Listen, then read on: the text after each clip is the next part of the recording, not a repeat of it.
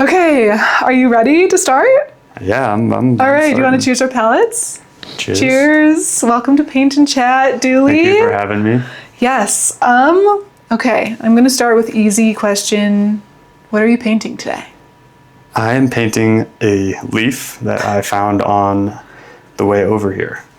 Amazing. Yeah. Went for a walk and I picked a collection of leaves. I don't know if it's visible to anyone, but that I thought were the best leaves on the block. And it's fall, so Yeah. it was a really pretty day today too. Yeah. Yeah, a lot of movement in the colors, which is nice. One of my favorite things, I feel like you're going to relate to this, is like, do you know the small banana leaves that are like yellow? Yeah. And when they fall, like they all fall when it's windy. Yeah. And just like sitting or like walking and like everything is falling down. We did have one of those moments the other day, and Tina and I were walking. We did like pause in our tracks on it. Yeah. But we have the two cats Yeah. who are not a fan of that part. Really? They come sprinting inside. They don't like the leaves? No, well, it's not that they don't like leaves, but it was like really gusty the other day. Oh yeah, it was. And it was this like meowing battle inside. Let them outside. They run out, and like 4 seconds later, just like sprinting back. They're scared of the leaves. Yeah, I think it's just like their like instinct of a bunch of tiny birds coming down to attack. Oh, funny. Or whatever. I don't know what it actually Do they is. catch anything? No. Not ours. Most cats probably would. That's surprising to me. I feel like they are on the prowl a lot. I know. Maybe Toasty also is very like docile in his like aggressiveness. Like they go for moths, you know? Oh yeah. But like even when you pick him up and he's like kind of pissed off, it's like he'll never scratch you. He just gets to like yeah. Like it's It's like I'm a cat, so I should be doing this. Yeah. Yeah. So I guess I'll do it, but I'm not actually mad. Yeah. So I think they're not as intense about. I'm kind of surprised Cammie is not. Honestly, she's pretty athletic. Yeah, she seems so. Both of them are cute. Nice. Yeah. I'm going to share what I'm painting. I am painting the PS Cocktail Lounge sign that's on Colfax. What was the inspiration of that one? So Josh and I have been trying to just go to more like spots on Colfax because in Denver, Colfax is under construction. Yeah. And the businesses are not doing so hot. So yeah. we've been trying to like go to more places on Colfax, and we just explored like towards Colorado. Yeah. Yeah. We actually didn't go into PS Cocktail Lounge. I just thought it was a cool sign. Yeah. Well, for next time. Now you can show me your painting. Yeah, I actually was thinking that. I was like, I should ask them if they want to buy it from me. Yeah, exactly. So how do you normally pick what you're painting? You know, I usually have something in mind. We were talking about this earlier. Like I usually have something in mind, and then my guest will tell me their idea, and it'll like spark a whole new idea. I want to do something like that too. Yeah. But I like just print like reference photos. Like I'll take a photo when I feel inspired, and then I'll print it, and I just have like a big queue of printed stuff. Okay. That I just chose this one because I've never done a sign before. Yeah. So here we are. Nice. Why do you like choose to paint as your art form? Wow. That's a good question. I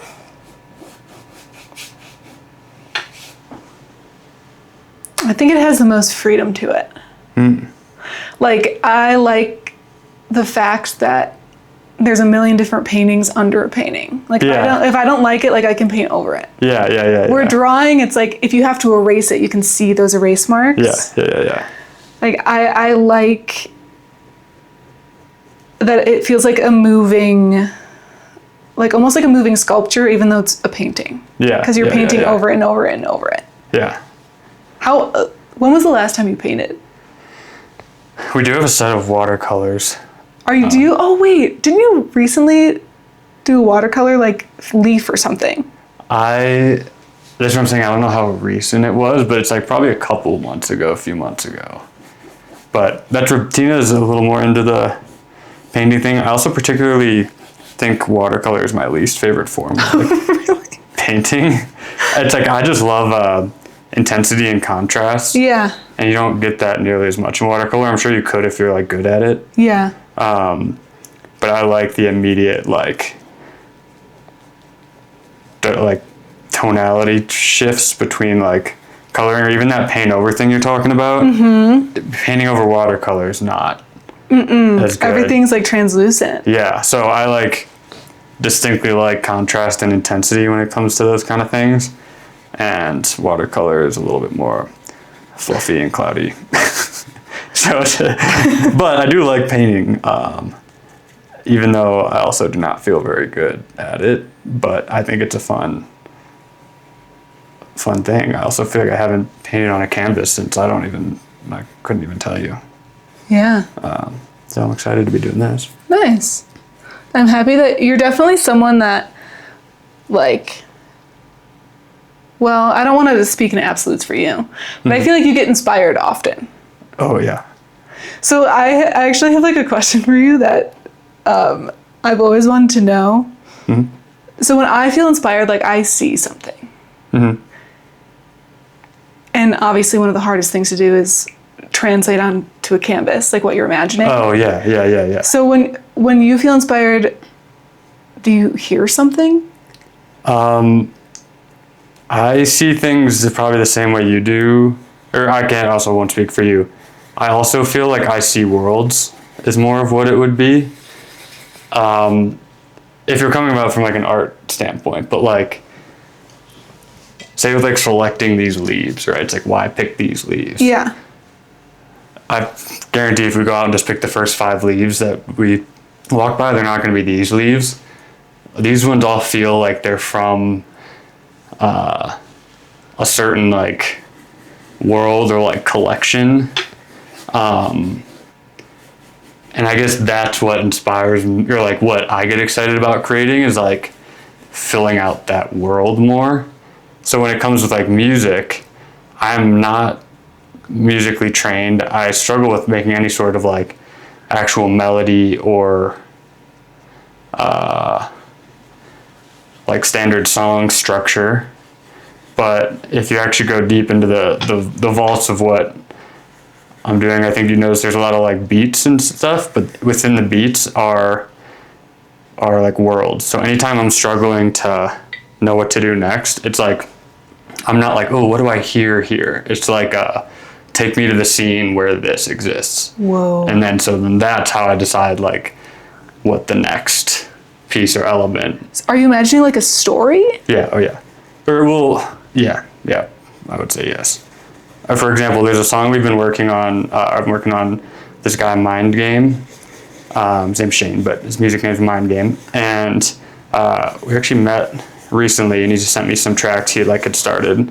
But one of them had this really like squanchy, just like kind of like noise to it. And he sent me this other one too, which is also really cool. But that first noise, I'm like, all right, this is like got something. Like, send me the file for this. And when I start actually listening in detail, or like I pull, you take some of the technical things, you get the track set up, you see how the mix is like looking, what are the basic beats, is there like a motif or an idea that is like consistent throughout it. And then it's like, okay, I see what's going on here. And then the next thing is it's like, you have a couple ideas maybe right away. It's like, oh, I could just like use this or that. But then as I start going in, like I add these little horns to it. Uh-huh. It's like, okay, what's happening now? And it's like, you set the computer away and you like close your eyes and just put it, and it's like, it's this really slow tempo beat. Normally I do stuff in like 140, this is in like 111. So it's a lot slower, so it's got a lot more space than I'm imagining. So in each of the sounds, like it's like a main like, then there's like a longer pause, and then you normally do like a call and response sort of thing. So like in music, it's like you kind of have an idea, something here, shifted, something here, back to that other idea. That's sort of like or I guess maybe in the dubstep or like that kind of world, it exists more like that. But so there's a big call and response with more space. So my brain then goes to like, it feels like this sound is like talking to this sound because there's a lot more space in between. It's not just like flowing normally. And of course you hear like the noises going on with the sounds like that. Do it one more time for like the, it's like, it feels like some sort of like squanchy bug that's just like trying to say something pretty aggressively. And then based on the flavor of that stuff and like the textures of the sounds, then the other version of the bug is like saying something back to it. And so immediately it's like, this sounds like bugs are negotiating. And so I literally am like, that's the idea. And from that point on, it's like, I'm on a tear, just like addicted to working on the song for like 6 hours straight, because it becomes this like, I can see like 2 imperial bugs sitting there like at a table. They live in this swamp. Like, who's around the swamp? It's like, okay, instead of like hi-hat noise, it's like, it's like I'm doing like little like cricket sounds of like, and it's like you start to fill in the gaps of what would be musical standards with the textures of the space that the bugs are negotiating in. Whoa. So it's like a round table, these 2 bugs, and then like how does that like escalate? And then like, so the song it like builds in tension, then it like releases for a sec, and then like I literally, instead of having it labeled like intro, drop 1, drop 2, I literally have it like entering the swamp, like first bugs talking, like counter argument, like space to like, then like the second build is like, this is when they go to their like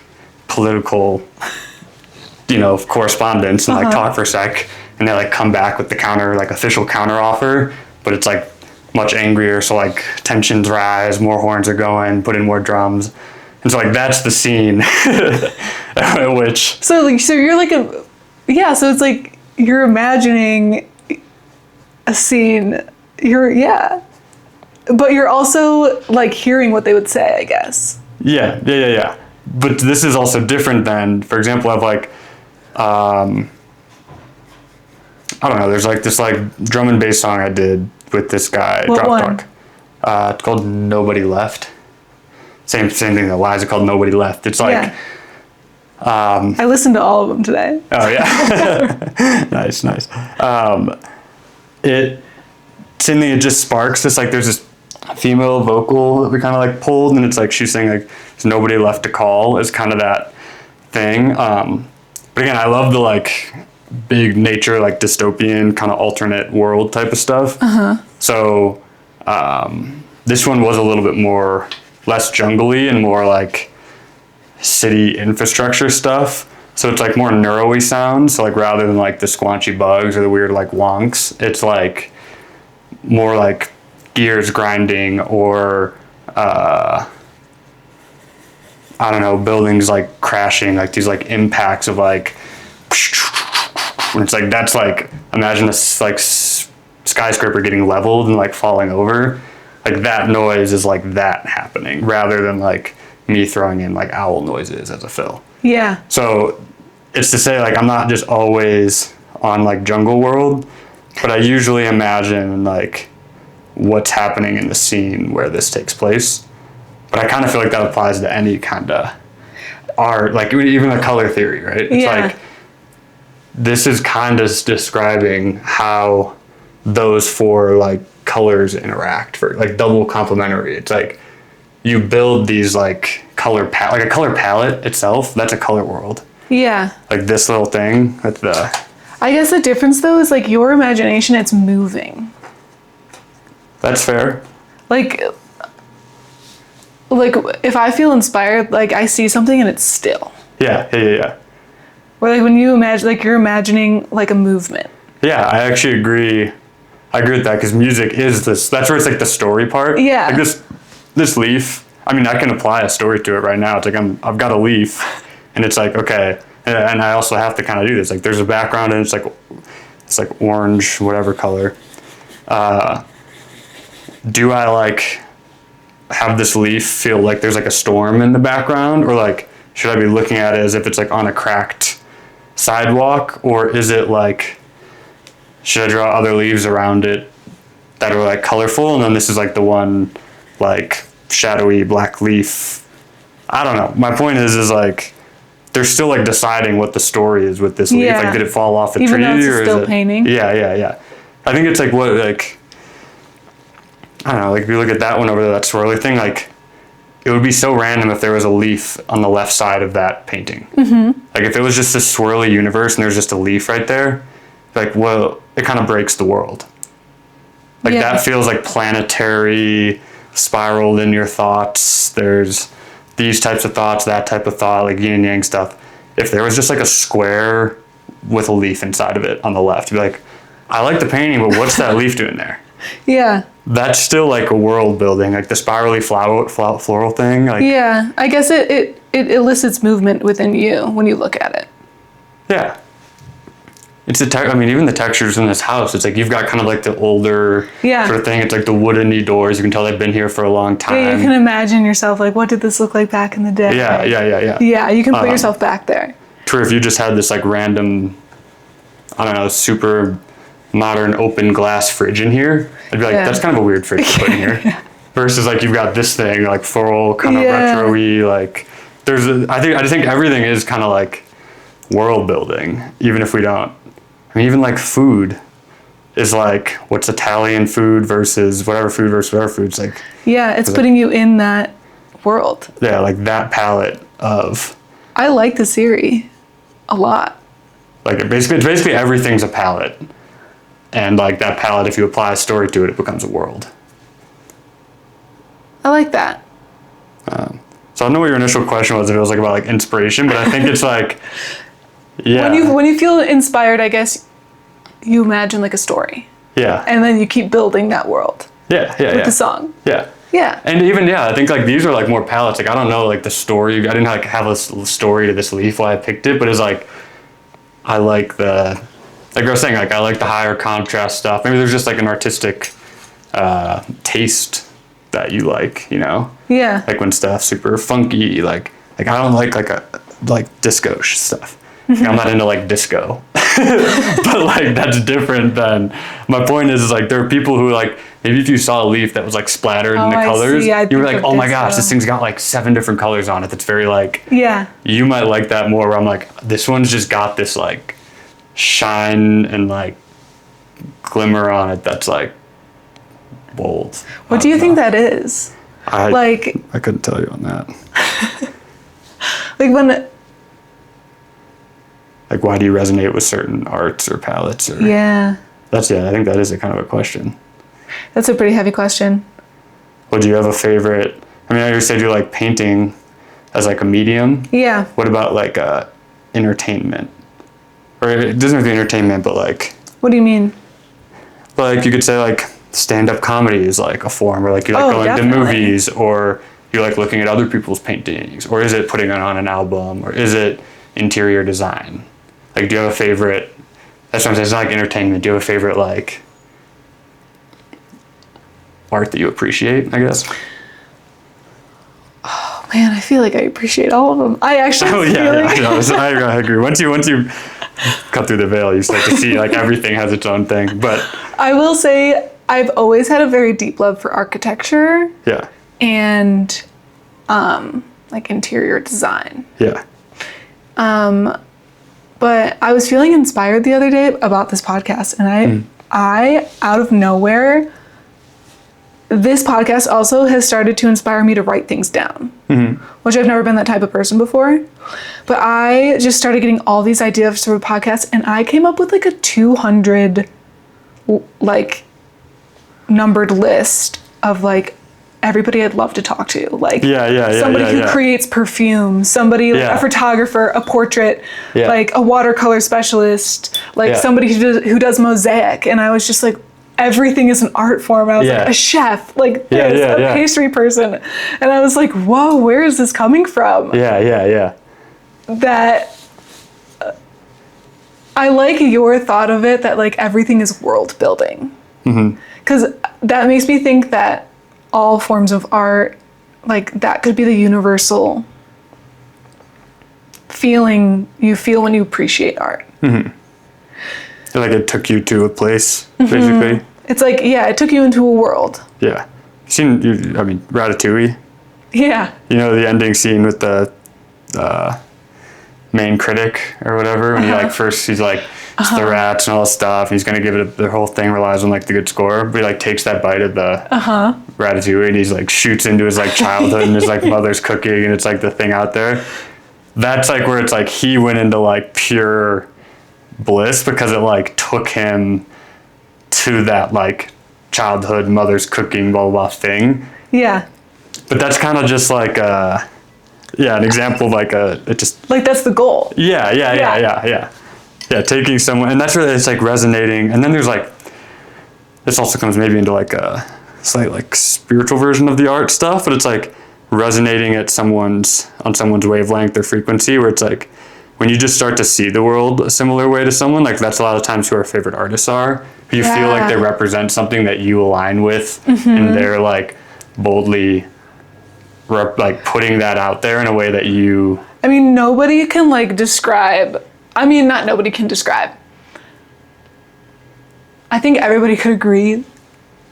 You want to bottle that feeling when everybody's at a concert and it's like so blissful. Yeah. Everybody's together and you're like, I understand their message. The visuals are great. You understand the music and you're like, this is amazing. Yeah. That is like definitely, I wonder if the artist, it's like, so they create from like their reality, right? I would say that, I mean, this is like a whole like Rick Rubin thing, but like most art is like an antenna. Like you're not like the creator, you're like the one who's like pulling it in and like letting it channel through. It's like channeling rather than, because it's like you can make a song that's very, say, like politically charged about like, oh shit, touch this, about like war and intense things, all this stuff that you've maybe never gone through. Yeah. But you just like feel overwhelmed by this like feeling, energy, or it's like, yeah, whatever. And then that's like, maybe it's channeling a cultural thing, or maybe it is a personal thing. I don't know. It's hard to almost be like I am the creator of this idea versus like this somehow is coming. Anyway. Yeah. That was my question. Was this is gonna be a hard question? I think the Ratatouille example. Yeah. Would you say your goal when you create music is for people to see your world, or so that when people like quote unquote eat the ratatouille or like listen to your music, like they're catapulted into their own version of that world? Yeah. And it's just really cool if it happens to be like swamp people talking to each other, or it can be completely a different experience, but the goal is to just have them like catapult into a different world, whatever it is. I think I agree with that kind of second one, where like that's also that whole like poetry thing, is like you can never control how someone reacts or where something took them or made them think of, like that's their own reality or like perception or perspective. But it's like kind of, can you create someone that, or something that maybe like does make someone feel something? Like, I don't know if like feeling is the right goal. So I don't know, that's where you can also just get into like really like, is painting like a bowl of fruit like inspiring some like crazy feeling? It's like, I don't know, but why is that still some like sort of like standard representation of like art? So I'm not sure. The goal is often, I don't know if people create with the goal in mind. Yeah, that's where I'm like, sometimes I'm like, I don't even know off like all the time like what my, like I'm not painting this in a goal that somebody feels like they're standing on Colfax looking at the sign. I'm just painting it because I liked looking at the sign, so I took a photo of it. Yeah, but even that's like what the art, like this is where like that's maybe what the art does represent. It's like you just saw, like you seeing that sign is kind of like also a way that you see the world. Like how many people have walked by that sign and never even given it a second look or don't care, right? Yeah, that's true. And so it's like separate of like this painting showing it to like, I don't know, Josh or something, and he's like, oh my God, I can see it now. It's like, I don't think he's like, that's like the goal, as much as like there is something about like the effort of showing up to see things in a way can like open, I don't want to say like open your mind, but like it makes you look at the world like I think I look at the world with the painting lens. Yeah. Like, I wish that people could see what I see. Yeah, yeah. I agree with that. Yeah. Like I definitely, even just doing this, like painting more often, having this podcast, Yeah. I like take a second to look at things differently now. Oh, yeah. And I always have, but like I force myself to because I paint more often, so I need to take reference photos more often. Yeah. So like it forces me to stop and like look at my surroundings. Yeah. And see if there's like an opportunity for inspiration. Yeah. I think it is everywhere all the time. It is. I don't even actually know who I've shown a handful of people. Have I shown you the visual thing? No, I you were did? telling me about it though. Okay, so I a haven't little showed bit. you. You were telling me a little bit at Tina's birthday. I'll show you it maybe after all this, but I think that is like some art just is completely random. That one has a pretty distinct, like, I guess purpose in that is it's just leaves, tree stumps, rocks, like sand. And this is also where I love like the nature stuff, is it's like, it's all the stuff that's like literally right there in front of us. Mm-hmm. That for some reason we're in this constant like motion of seeking when it's like, it's all right there. And I think that's kind of the art form that like or like an idea that I like too, which is why I lean into some of the nature stuff sometimes, is I'm just like, all the like truths and mysteries and like whatever, it's like it all stems from this like, I don't know,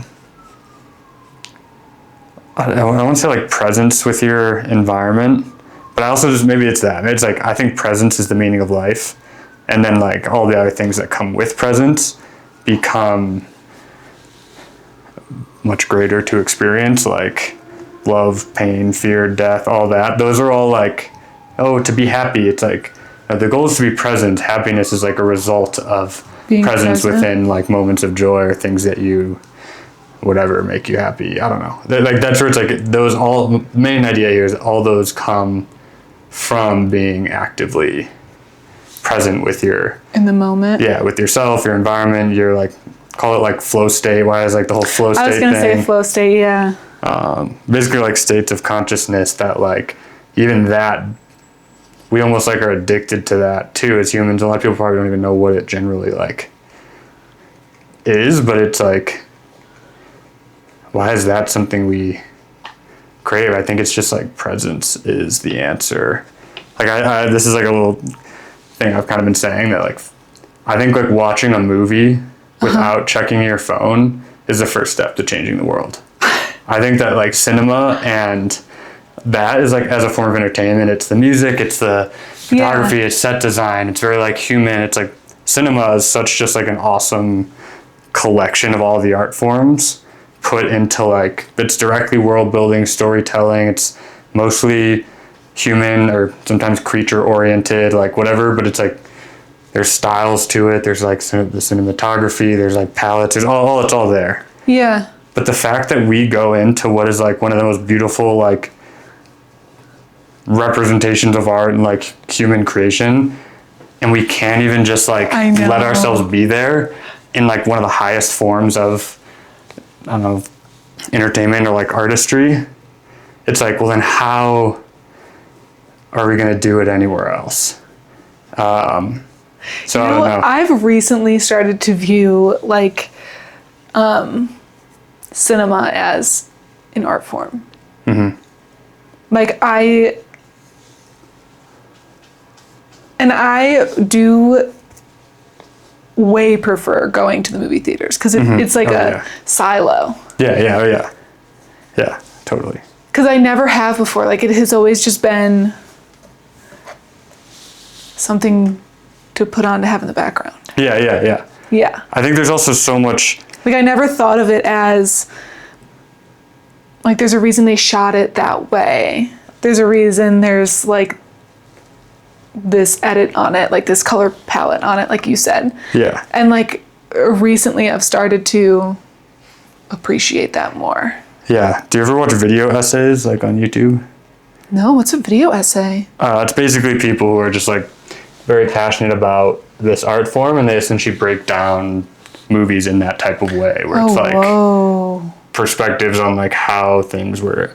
There's this guy, I'll send you some of this, but like this dude Thomas Flight, who's like a good person at it, but yeah, it's basically like breakdowns of movies that also there's a whole sub community of people very passionate about this version of that, and it's like, here's what happened in the movie. Was it good, bad? No, it's like, wow, it's crazy how they like use lighting in this way to like show this, or like how tension is built, like how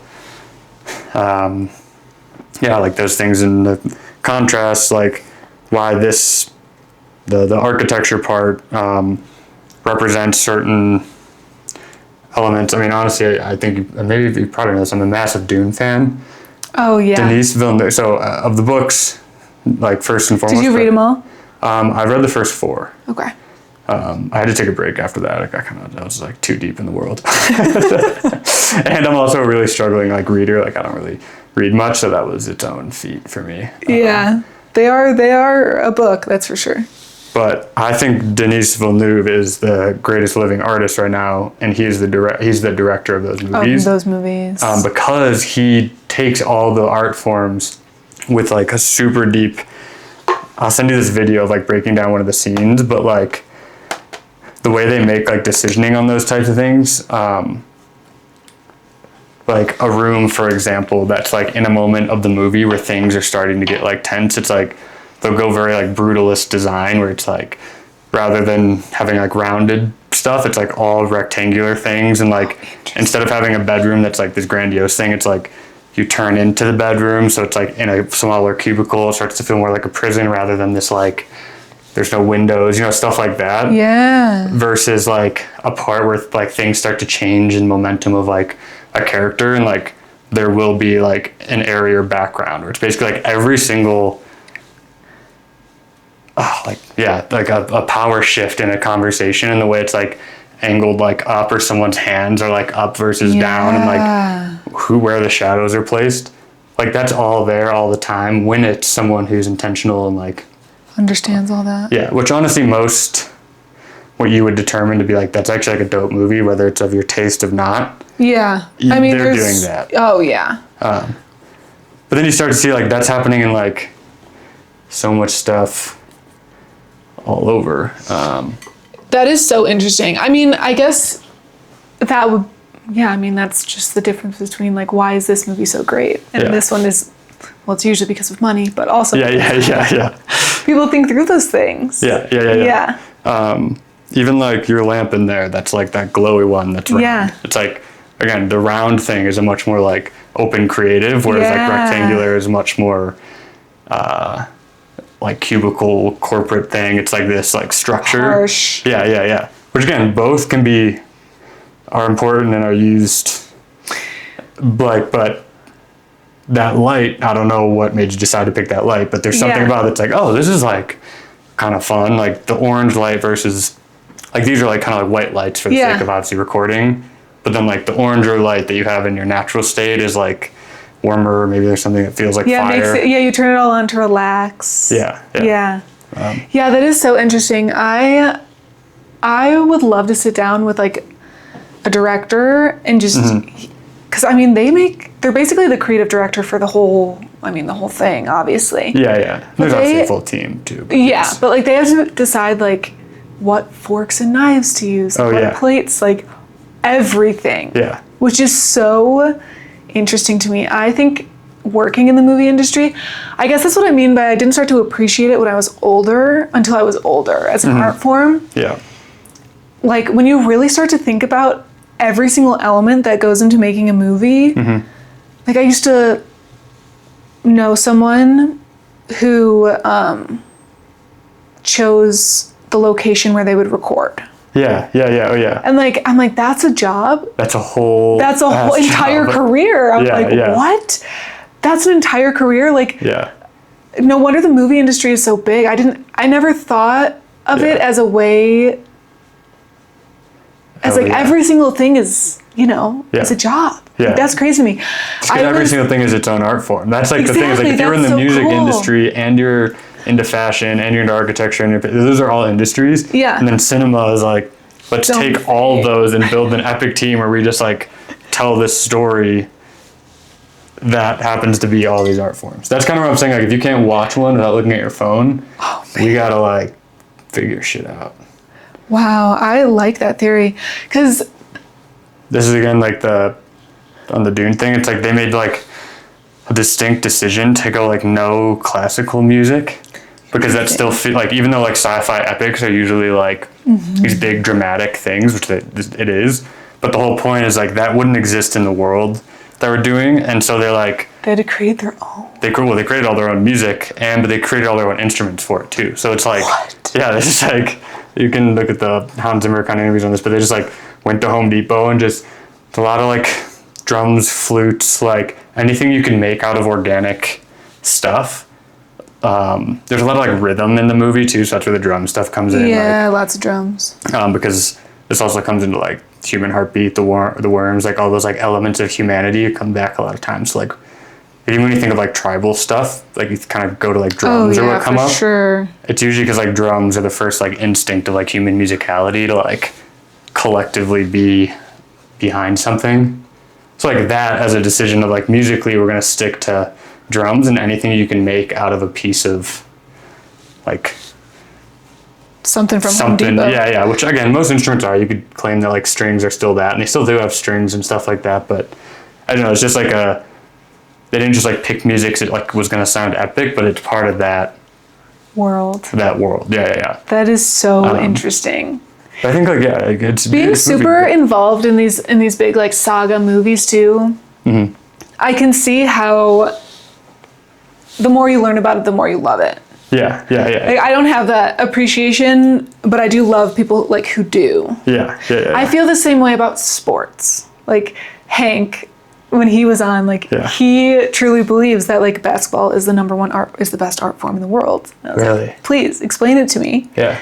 And he did, but like in his brain, like I love learning about basketball through him because he views it as an art form. Yeah. So like he knows all the history of the Pacers from the very beginning. He knows the whole thing. So like learning all of that, it's not just a basketball game anymore. It's it's like another brush stroke on, Yeah. Which is so cool. I've had this discussion with my brother who's also pretty particular about what he considers to be like art and not. Yeah. Not the brother in Denver, my other brother, and he lives in New Orleans, all that kind of stuff. But we kind of got in this thing where it's like he was just like kind of hating on golf. And I was like, wait. Golf is this like, I get that it's this hyper like white privilege access to thing. You can make claims about its environmental impacts, all this stuff. But there is something to be said about like the way that it's like one of the main sports where it's like intertwined with the rules of nature. Yeah. So like the rough, the grass, all that kind of stuff. And that there's this like never ending seeking for like perfection that can't exist, which again is also art in itself, right? It's like, oh, I want to make this like paint. It's like painting's never done until you like say it's done. Yeah, that's but, like, true that. And that's kind of like where like sports come in too. It's like it's about the like practice of like showing up, and then I don't know. There's just this thing where I'm like, just because it has like clear barriers that like are a separate topic, doesn't mean that it can't be this like beautiful thing that exists in the world for like people to express. Yeah, express like the interaction with your own body is like sport and movement. Like it's like its own dance, It's like if you're saying dance is an art form, which obviously it is. It's like that's just it's like I know like sports get shielded or not shielded, almost like ruined by the whole corporate side of it. But you could also be like to get on a dance. I don't know what you call it, like team or collective, to do a part of something. It's like then you have to sell tickets to that, and it's part of this alter bigger system of some company who owns the thing. It's like you can kind of like ruin anything with a corporate thought. So I'm like, before going down that rabbit hole on something, it's like, do people find, I don't know, joy, expression, like curiosity? I mean, I think that's I would argue is like the biggest draw to like soccer is that anybody can pick up a ball. Yeah. And that's like, And I just feel like there's a universal, most, I would say, children globally have played soccer at some Yeah. point Oh, yeah, in their yeah, life. yeah. Because it's the easy, you don't need anything. Do you think about... Only a ball, that's it. And you can use anything as a goal. Think about, this is kind of back to that movie thing a little bit, but like think about when you think of soccer, like what type of music do you think of? And it's like, that's a different type of music than like a basketball game. But there's something about like, that's where that soccer is, that like global community, like excitement, like, I don't know, I would like listen to the soundtracks of like the FIFA, not like the video game, but like the official FIFA songs over the years. Yeah. It's like, that's just its own, it's just culture too at that point. Yeah. Which like, you could argue that like culture in itself is just art. But. Oh, whoa. I don't know. We got deep quick. Okay, I am going to switch gears here. Mm-hmm. We're going to do HFF questions. Cool. So, the first one is from Phoenix. Okay. He said, once Dooley locks into something, he goes all in. What's got him fired up right now, outside of the Catan League, in these next few months? Oh. We can talk about the Catan League too, because I'm excited to talk about it. I think I would say my goal in finishing this album I've been working on. I want to hear about this visual side of it. Okay, I will also share that. So, and if you need help editing, I'm more than happy to do that, because you said you don't like editing. I would take you up on that, under the guise that I think this is one of those ones where the editing and selection of visual is a key part of the art form. And not that you wouldn't be great at that, but that I think it you does. You need to show your vision. I need to go through that. Yeah. It's like the only way out is through, kind of thing, you know? Yeah. So yeah, I think I've been stuck on this album and project for a while. It initially started in Costa Rica when we were living out there, sort of like in between leases. And it was one of the first times where I'd come out of a job scenario that was like really draining a lot of my energy and time and all this stuff. And so it was like a very much like a, let me take these couple months and like be very free form with my just like creativity, expression. We were in a new place, which is very, and like engulfed in nature and a part of just everything there. So I started just kind of like creating freely, and again, being in that slightly altered world, I think I like pulled on certain inspirations like very quickly from that. Coming out of that, I got kind of like a shock to the system, I think. I like got another job and stuff kind of went on halt where like, I think I got in my own head because I was actually really, it's almost like, you know, when you got something dope, yeah, you don't want to fuck it up. Yeah. You know, if you have like a good painting where you're like, oh, this one's actually, I'm excited about. It's like, then you start to get like more delicate. It's like, but that's not what got you there in the first place. What got you there in the first place was just going. I like that analogy. So I got into that headspace where like stuff started to kind of like work. I was having a little momentum on things, but then I wanted it to be like a little bit too perfect, and I kind of like froze on all of it. And I think I've been battling my way out of that for a while, like kind of like letting go again of like, am I doing this to make it work, or am I doing this because I like love just doing it? Mm-hmm. And whenever I'm trying to make it work, it becomes less. Like I think that's the type of like video editing where it's like, oh, let me like make this video to make it work, versus like this project is, the videos were their own art form. So what is the project, I guess? It's a collection of songs that are very like, it was initially going to be called Rituals. It still might be called Rituals. But some stuff that's kind of like spiritual in nature, or like what I imagined, I think I was going through with like a little bit of the alchemizing of energy, sort of. What does alchemizing of energy mean? Taking a certain like perspective or mood or thing that was like sitting within me and rearranging that to like something that I wanted it to be.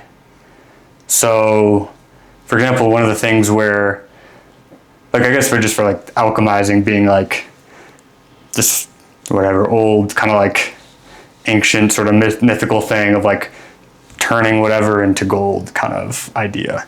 I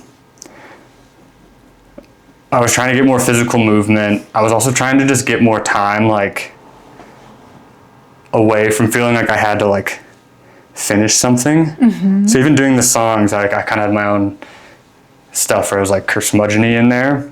And so I was like, how do I take this kind of like overwhelmed curmudgeon-y feeling and like re-find what excites me, I guess. Mm-hmm. Like a palette cleanser.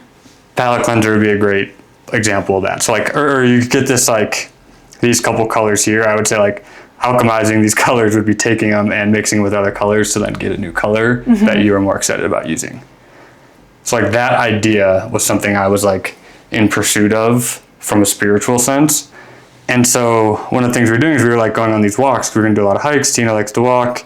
I also wanted to get out and see all these little towns we were in. I was taking time off work, so I was like, what else? I was either like going to be again on my computer doing stuff. Mm-hmm. So it was really hot in Costa Rica. There's no AC, so my computer would heat up really quickly. I couldn't work outside most of the time. Yeah. So like I had very limited time slots where I could like productively do music without it like failing quickly.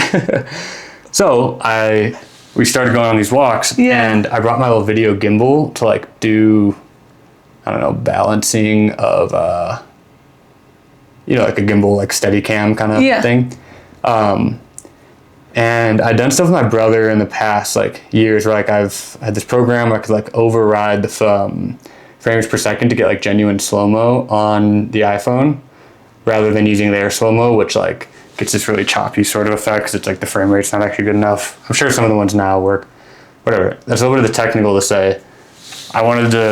We started going on these walks and we're seeing these like beautiful, again, different types of leaves. It feels like you're in this other world. Even the sand.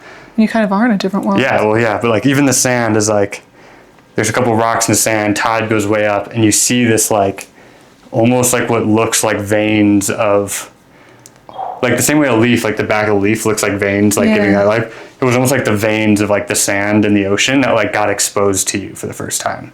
And so it's like starting to like be like, oh, this is cool sand. It's like, wait, there's something here. This is like the ocean is this breathing thing, and it's letting me see its veins. I gotta record this. So it's like starting to record and like seeing the sand as like veins. You start to find different like leaves and colors, like these trees that would fall over, like bugs would kind of eat them out in a weird way. They started to like, when you like to look really close at them, it's like first off there's sometimes these crazy color of the bark. Yeah. Then you're like, when you catch these shots just where you like eliminate everything else and you look at it, it actually looks like you're like flying above a canyon, but it's just like a tree stump. So it's like you start to get all these little almost like symbolic things of like completely reframing the way you see stuff as it's all just kind of sitting there right in front of you.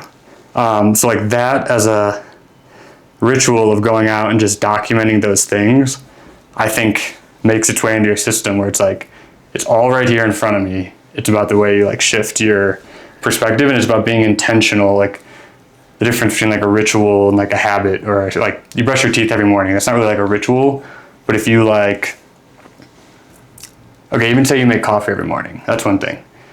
If you start like making coffee and like maybe you go out and there's this certain tree that like you really like you come in, you like acknowledge the tree. Maybe you want to like feel like, oh, how do these types of textures show up here so I can apply it to my painting? Like that's much more of a ritual where it's like this intentional act of like reverence. Or I would say like I relate rituals to like make women doing makeup a lot. Mm-hmm. Like, how do I feel today? How do I want to like show that? Yeah. That's an awesome one. I think that's a great one where it's like, it's not just this like habit, but it's like that in itself is its whole own like making coffee. It's like, and you sit down and you like read a poem every morning. Yeah. That's like a ritual. You've made it a ritual because you've become intentional with it. Anything, basically, I think anything can become a ritual. I like that. And I think it does, they're often considered to be these like big religious things and stuff. Yeah. But I think it's like, you can think a lot smaller than that. Like when I go to yoga, I naturally sit with my naturally if I sit cross-legged, my right foot is forward. When I'm in a yoga class, I put my left leg Yoga forward. for the mind. Yeah, so it's like this, That's what like, I always call it. Same with like if you like cross your arms and you force yourself to do it the other way. It's like yoga for the mind. So that type of stuff, and that's also in a lot of culture. I didn't like come up with this thing, but like I don't know, there's stuff in maybe like I want to say Japanese cultures around like the way you like step into a certain room with a certain type of foot first or whatever. The intention is behind it. So that's what those are like about, but fast forward, This was one of those for me. Okay. And shooting that visually, I think like also, these walks became a ritual. Yeah, the walks became a ritual. Both of like spending time with someone who I love and care about, also for like self-exploration, and then also for this like what I didn't know at the time could help with help spark a lot of the feelings in the creative project. And I guess I'd say I picked up pretty quickly that it started to spark a lot of that. Because, so one half of the album is stuff more in that sort of realm where it's like this personal, I use the word like curmudgeon-y, but like the first song on it is called Shadow Work. It was like kind of coming into this space in a pretty like dark mindset, or like I just like felt so lost from myself. And so like coming in and working on all those things within me to then shift it into, so the second song on the visualizer, it's a 2-track thing right now. It's called Dream Elixir, but like more of this like uplifting kind of like even elixir being this like kind of mixture of like potions, kind of like going from the darker smudgeon-y and like using the potion of life and nature to like reframe into like the lightness and the free flowing and like all that. So that's like part of the visual stuff, which is basically all just these nature shots.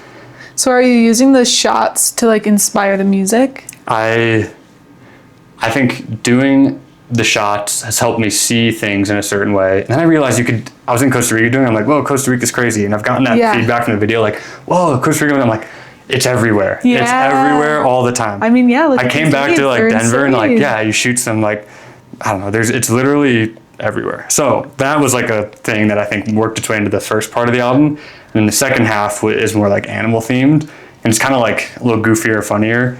The first track on it. So I also like, I guess on why I'm doing an album, I think they represent stages of life a little bit more so than like singles. Or like pieces of, like, it's like that world building. I love a well thought out album. Like one of my absolute favorite things about having a record player is that it forces you to listen to the entire album, and it forces you to listen to the whole story. Yeah. And like, I mean, you're explaining it right now. Like you can hear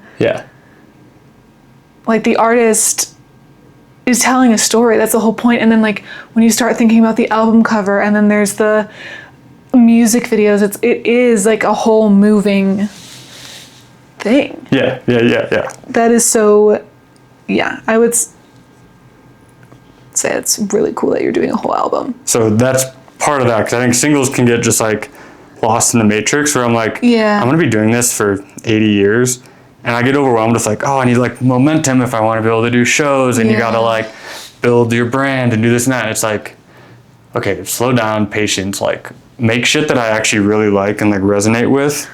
And you have to remember, like, it's a lifelong. I think about that with painting. I'm like, I need to develop a style. I have to develop a style. Yeah.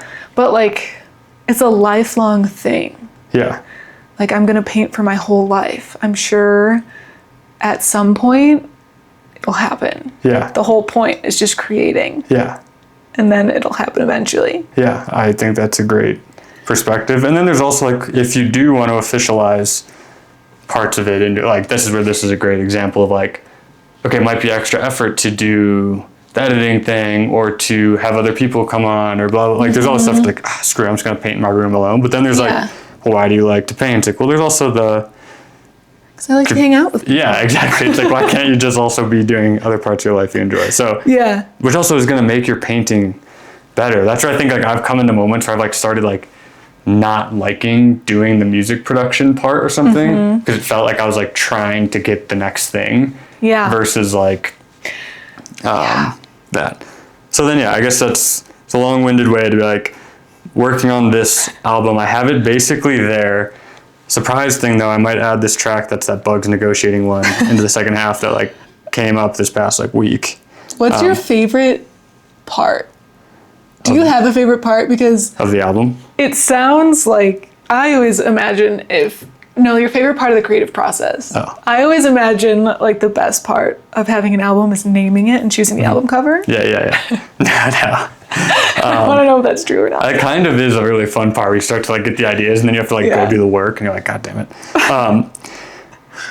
I would say that moment I'm talking about where like I can so easily come up with ideas, getting them past that like 50% point where you know it's an idea worth pursuing. Yeah. Is I think my favorite part, because I do so many of the ones that don't get there. And then once it's like that moment I was talking about where I was working on his thing and it's like, oh, I hear what this is now. And then you shoot into that world and I'm like, I know this is going to need hi-hats. I know it's going to need a musical thing. It's like, okay, like the Bugs negotiating part. It's like, okay, I can use the crickets as the hi-hat. I can make the music thing. It's not going to be like I had this flute at one point and it was like super like soft and chill. You actually kind of hear it on the intro. It still is, but it like wasn't the right match. So it was like the moment when I knew what I had to do, and then doing it is still hard, but it's like the moment when you know what you got to do. The excitement with like, it gets a little fire where you're like, oh, I'm so excited to keep going. Yeah. Even though you end up hitting so many blocks, you're like, oh, I just can't do it. But you can do it. You just got to keep going. Yeah, you just keep going. Because when you hit the moment when you know what to do, then it's just, it's up to you to just start doing it. Yeah, that's true. Do you do any like palate cleansers ever? Like, do you ever, because I do this with books sometimes, like if I read a really, really good book and then I immediately read a new book, I'll just imagine the old book. Yeah. That sometimes I'll have to do just like a very quick like mystery or thriller to like cleanse my palate. That was kind of me coming out of the Doom books, which was like I'm too deep. Yeah. Do you do that with music? Yeah. I'd say both. Force yourself to create. I'd say both listening and creating. Where like sometimes like, I'll make some of these like animal, more like spirit stuff. It's like I also like rap bangers, whatever. It's like I also like, okay, let me just like work on like a remix of some rap song that's just gonna be fun to like do. Yeah. Like that also exists in there. It's where it's like you can have these more storyline things, but also part of the art is like, dude, I also just like hanging out and making beats. Yeah. So like let me also hang out and make beats that I think are sick. Okay, my next question for you. I'll do Tina's first. Sweet. What has been your favorite show you've ever been to? I feel like that's a really hard question. That is a really hard question. Favorite show I've ever been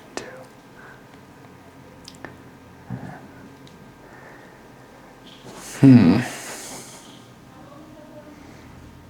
I can narrow it down if you want. No, well, here's what I'll just talk out loud about what I'm thinking about it. Okay. There's shows that like I've really had a lot of fun at. Okay. Or like you've just been with all your friends and it's this like, oh, that was so euphoric. Great. Yeah, kind of that euphoric like, oh my gosh, we just went to a sick ass show. The stars aligned, we never get to all go together. Yeah. The show was great. Yeah, it's kind of like that type of thing. Then there's like, what show kind of like took you by surprise or something and you're like, whoa, I did not know how much I was gonna like that was gonna stick with me. And then there's kind of like favorite musically where you're like, that was just like the best set. Yeah. Or like they just like the artist just like killed that set and it was such a good show. So I'll answer slightly. Do one of each, all three of them? All three, yeah. I'll say like,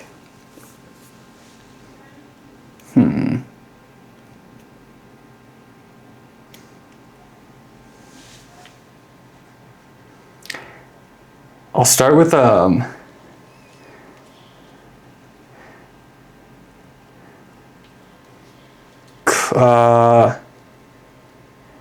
actually I'll start with one that kind of like changed my whole like music path.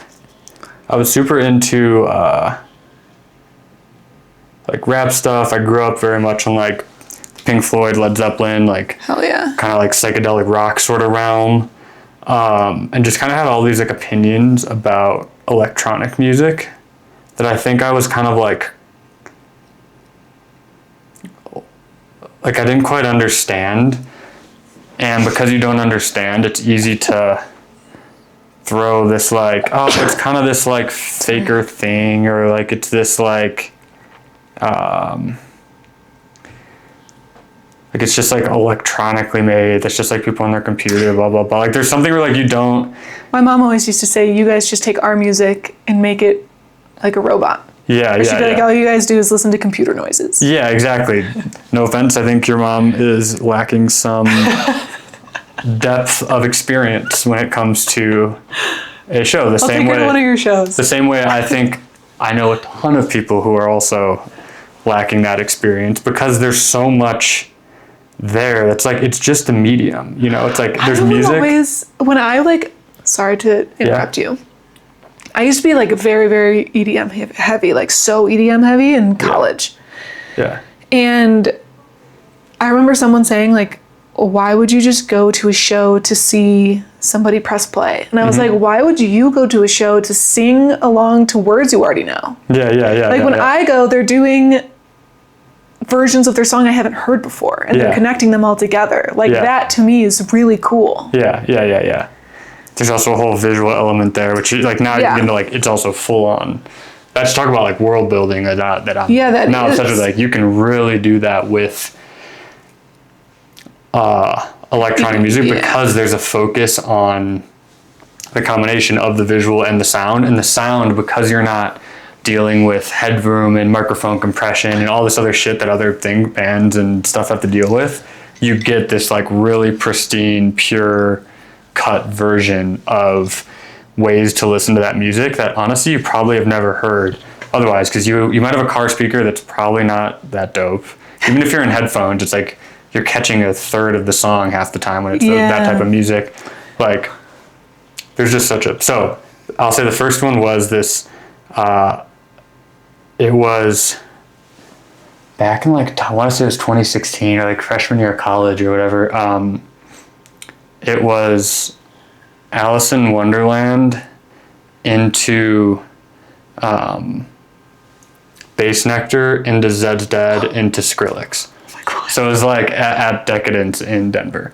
So I had like known, you know, like I had been to Lollapalooza and like same thing. I just thought of like, oh, there's like EDM shows or whatever. Yeah. This was the first show where like, I mean, we took a little something and it was like a full, like Alice in Wonderland was like dope or like cool. She was doing like trap stuff, electronic, had the violin thing going. It was kind of this like cool electronic show where she had a little bit of singing. So I was like, whoa, that was sweet, and like kind of a little bit of a party. The Bass Nectar thing happened, and it was like, at that point I was like riding wherever we were at, and it was like, it had started and then it ended. And I was like, whoa, that was like a world I had never, that was like, where it was like, it broke my bounds of like what was like possible sonically and to exist. And then the Zed's Dead thing, and by the way, we're like at a party bus with like all of our friends there, and it's like we're freshmen, or maybe it was like start of sophomore, I don't know, but it was like we were all just like kind of like, oh, we're like going out and doing this fun thing and whatever. And then the Zed's Dead shit, I like didn't really like knew them, but like not really. And so good. The moment there's a song in the beginning, the moment I remember we were sitting there was some like Bob Marley playing or something on the thing. We're like in between sets, and we're sitting there, and I'm like, whoa, okay, this is like some like, this is a crazy show we're at right now. And then like all of a sudden there's just this and it's like the beginning of the song, and like the lights just like, and like my arm, like just pure goosebumps come up, and it's like whatever, the little like thing, and it's like, all right, like I have no idea what to expect. And this song in the beginning to this day is like one of my all-time favorite songs. What song is it? It's just like there's just like, yeah, yo, that's right. Whoa, whoa, whoa, whoa, whoa, whoa, whoa, whoa. It's like the purest, best like hip hop type wub beat. Like dubstep that's kind of like OG but like completely fresh. Whatever. It was like this just, and I was making hip hop beats. Like this is when I was like starting to make beats on my computer. So I was like, oh, I'm like making some cool beats. I was like, so then okay, Zed's Dead happened, and it was like incredible. Just like Alice in Wonderland, cool. Bass Nectar, I was like, I gotta think about that later. Zed's Dead was like sick ass fucking show. Like such, I didn't know like how, like I met my match where I was like, that's what I fucking love right there. Yeah. And then the Skrillex thing, I like thought he was like the god of like dubstep. I was like, that was cool, but like I walked out of there and everyone else was like having fun. I'm like sitting there like, what the fuck was that show? Like I had to revisit, like rethink everything. It's like I like sat down on my beat pad the next day and I'm like, we got to start all over. Like we're doing it all over. Like I am not making shit right now. Like this is like nothing.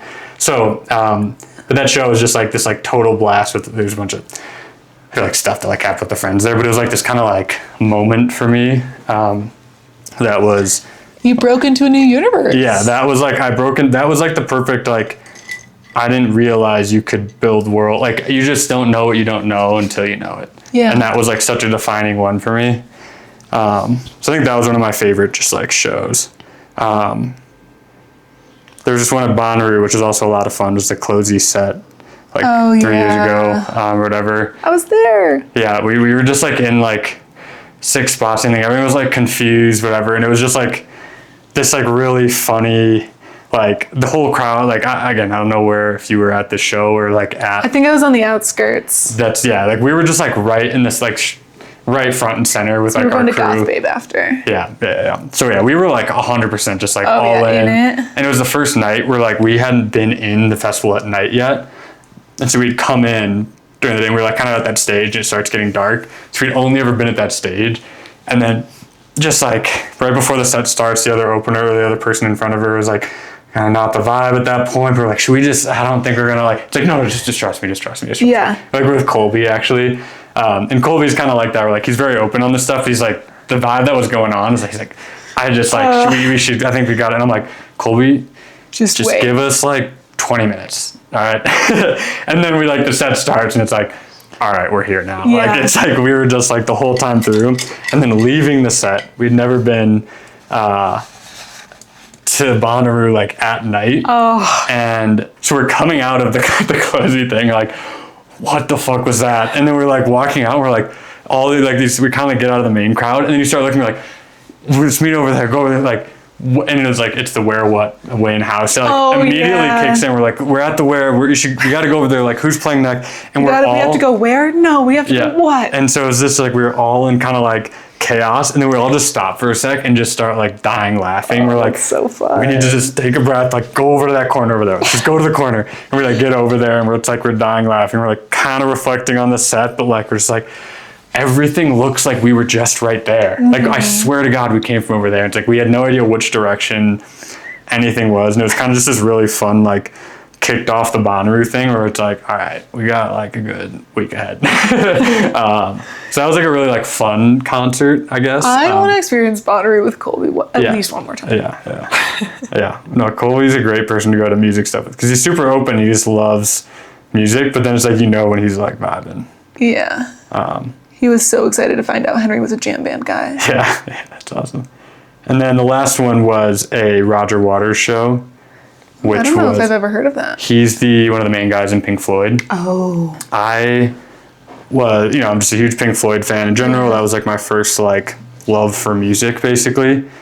And he was playing in Denver. This was like a few years ago, at the Pepsi Center, and I was just like, someone like brought it. I like that you called it the Pepsi Center. I appreciate that. What's it called now? I call it the SAC. The The Ball Arena. Ball Arena. Yeah. Is that what it is? Was it the Ball Arena? No, it used to be called the Pepsi Center. Okay, I went when it was the Pepsi Center. Yeah. No, I just love that because, like, a lot of people have such a transient city that I feel like it's fun when like, you pick up on little stuff. I'm like, you've been here for a while. Pepsi Center, yeah. So, basically, it was like, someone mentioned it, I was like, I feel like I gotta go. Like, this guy's like kind of legendary. Like, look, there was like some rafter tickets for like, all the floor stuff's expensive, whatever, but there was like still a couple of like maybe a couple of tickets left or something on the, or after someone was reselling them for like cheap and it was like $40, $45 ticket or something. We kind of get the high up spots. I'm like, oh, he's probably gonna like play some Pink Floyd songs, do like, he probably has some solo stuff out that I don't know about. But it'll kind of just be one of those like, let's just go like get a couple drinks and like, it'll be cool. And like 10 minutes before the show starts, it's like, stuff kind of starts like flickering in the stadium, and it's like this weird little like voice comes on. It's like, the show will begin in 10 minutes, 10 minutes, like some like weird like announcement. I'm like, it's kind of weird. And then like a couple minutes before, there's like this weird little announcement about some like political thing, and it's like, what's going on right here? And I'm kind of like starting to get the like a shit, like what, like this is sort part of the show? Yeah, like it's like like that, like what's going on? And then that same sort of feeling where like the lights go down, and it's these like the screens like light up, and it's just this like huge production because it's at the Pepsi Center. It's like a 4-way like thing with these like triangle LEDs that are kind of like the Dark Side of the Moon lights like over the stage, like this huge thing. There's like these floating pigs with all these like crazy statements on it. And you're like, all right, this is kind of crazy. And it's just this when the lights go down, it's just this thunderstruck and like, or thunderstrike of whatever, like whole stadium just like rumbles through, and same thing where you kind of get those just like goosebumps. I'm like, all right, this is like, we're in like the best decision. Yeah, we're like in a theater right now. Like what's going on? And it ends up, it's just this like 8-minute rendition of Comfortably Numb, where it's like, it comes out, it's like these slow toy soldiers in like the city with this like little storm like kind of going, and just like soldiers falling over, and it's this opera singer kind of comes out, and it's like this like whole operatic like just alternate version of that. And like immediately I'm like, whoa, this is like so sick, like so sick. And then from there on, the show just goes, it's all like it's just like, it wasn't like oh, I'm Roger Waters, I'm doing a show to make money. It was like the biggest fuck you to like every politician on both sides, like biggest like anti-war, like having like these like journalists show up who were like I'm here to give my message. Yeah, oh yeah, he was on a mission. It was like, and the songs were the same songs written 50 years ago that were like directly correlating with the message going on right now, that were about the same thing 50 years ago. And you're like, so cool. And not only is the fight like still worth fighting, it's gotten like way worse, and we feel this awareness towards it now, where like back then it was almost edgy to be like fuck the system. Now we're like so in depth with the system, but different access to information. Yeah. And so he like, it was like these like songs that would break into this like helicopter footage that would like come in and like crash into the next song with like, so it was like intense. It was like, I literally had like, it's one of those things where like I had like the like one tear in my eye type of like situation where I'm like, I have goosebumps, I'm also crying. Yeah. And it's like also sick, like he's doing some rock shit, and you're just like, and this guy's like old now. Like I need to sit down, but I also like want another cocktail. Yeah. So that was like my like most surprised one, where I think about it to this day, where I'm like, if you're not up there, like you can just go put on dope shows, cool, but like one of the saddest I think things is when you go to a show expecting it to be good and it feels like they're up there to make money. Yeah. That's definitely a sad experience. Like I mean, just like you were saying about movies, like I love when they think about everything. Yeah. You can feel it. Yeah, oh yeah, you know. That is really cool, and what a legendary person to see. Yeah. So, and he did his tour. I think he did like another, I don't know, he's still out there pushing his message hard. He's got his own conflict with like the band, like some of the members of Pink Floyd, and like how he's kept going on it without them, like, because there's like some sort of splitting point with that. But he has remained on the same mission for 50 years. And it's not just like, oh, he believes like this political view. It's like, it's just this like human rights anti-war. I'm coming for all sides. Like people deserve a good life to live. And then he also intertwines that obviously in like Pink Floyd, just like super creative forms of artistry. So yeah, that was your third one? That was my third one. So we are going to start listening to music, but before then, what is the charity that you chose for your painting?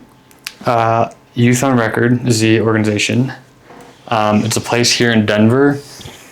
I guess the reason why I chose it, a little backstory, when I was first starting to make beats coming into Denver, like I started making beats when I was like just out of the end of high school, I was like, wanted to like start getting into it more. And so in college, I was like, I really want to like get better at this and like do this. So I started making rap beats, but then I was like, well, I need to find some rappers. So I Googled like music studios Denver. How to find rappers. Yeah, exactly. I Googled how to find rappers. And I was like, okay, music studios. Googled music studios. And it was a little bit of like a sparse search. Like I didn't really know what was like showing up, but there's a place, Youth on Record, that showed up. And it was basically like, as I was looking into it, it was this charitable organization that like would offer free studio time.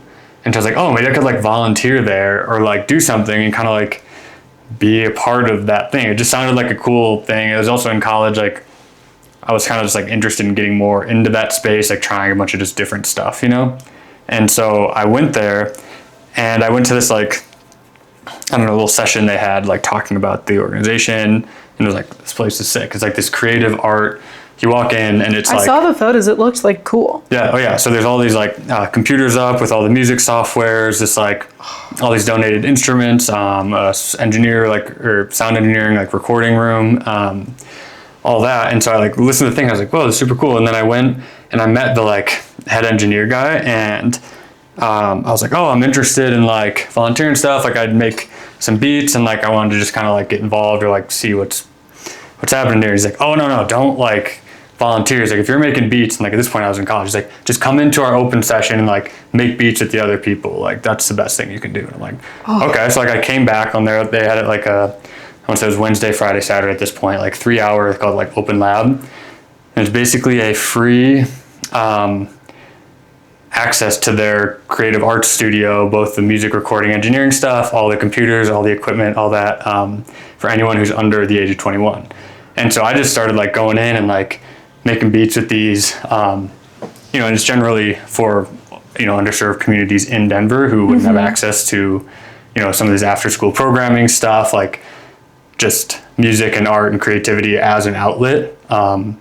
And so I started just like showing up and making beats with all these people, and that kind of turned into from making beats and like getting rappers to like do stuff, like I then started recording them instead of Jesus is the guy who was the main audio engineer at the time. He's like, oh, can you like just run the recording session? I'm like working with someone out there. I'm like, yeah, totally. So then I'd start recording the vocals, and then I basically got good at like audio engineering and recording the people. And then at some point it was like, hey, we actually need someone to like cover a shift here. Could you like are you interested in like doing it more officially? And I'm like, oh yeah, totally. So I signed up like as someone who like worked with them part-time basically. And then I started like helping run the open lab sessions, where I would just be like a mentor slash creative coach, call it, where you just were the person when people came in. It's like, oh, I want to like learn how to make a beat or record this song, or like I want to write a song. Like, what does that look like? Or like, I don't know, some people just wanted to jam out on the drums and needed someone to like do some piano notes or just whatever. So then I basically, started working there part-time as, I don't know what like the official term is, but like associate teacher for the open lab sessions. And it just ended up being this like something I did for multiple years. I'm still friends with a handful of the people who I'd met in there who had come in that started that like rap album, where like I was making beats and like just letting these other kids rap on them. And then we started like doing sessions outside of that. And then, so I basically worked there for a little bit, or for a while, part-time. And then it's still going strong today. I'm not exactly involved because I got these other like the new job sort of stuff came up, and it became like all my time was going to that. And then I couldn't do the open lab sessions because they were like 3 to 6. So then it was like, oh, I could do the Saturday one, but then it became like working all week to then have like a 4-hour time book on Saturday, yada yada. So not enough time in the day. Yeah, I know. So I love that place. I think it's like one of the best things in the world to have a space where people can just be. I mean, yeah, the barrier to entry is high. Oh yeah. So like having a space where you can just like experiment is really cool to know that it's just like in our city too. Yeah. And is it 100% like donation based? Yes, although they have they're basically primarily, so that's one of their programs, the open lab one that I'm talking about. Yeah. They also work like directly in schools. So a lot of it's school tied. So like they'll have a set of teachers who work for Youth on Record that the schools like contract to like teach a music class in the school. Oh, cool. And so it is, that way it makes it like more affordable for like schools to have music programming. Oh, I see. Instead of having a whole music department. Yeah, and then like the UMS thing, you know that. Oh yeah, Underground Music Festival. Yeah, so they ended up like being co-partners in that over the past few years, I believe. So then they do some like event stuff in that sort of realm too. But it is a nonprofit that, yeah, they had like, I think the space donated to them, and like, I don't know if like I want to say like the rent at that place is like $1 a month kind of thing, to where it's like the way it's rented out is like donation based. They had some like bigger funders, and then like they have like the general community stuff. They host like open mics and like a block party each year and all that kind of stuff.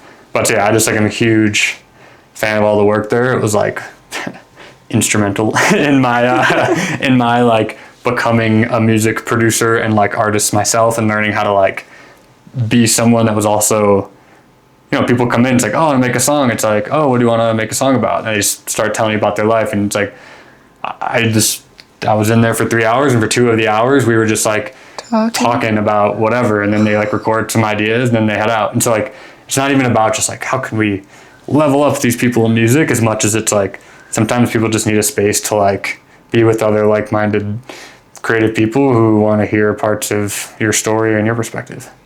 Wow, I love that. So Youth on Record is awesome, and I know I've tried to look at official job openings there, but I think it's tough. So I'm working on that though. Dang, well, that's really cool. It's very lucky of you to have found that. Yeah. And that it was even like available for you when you were in school.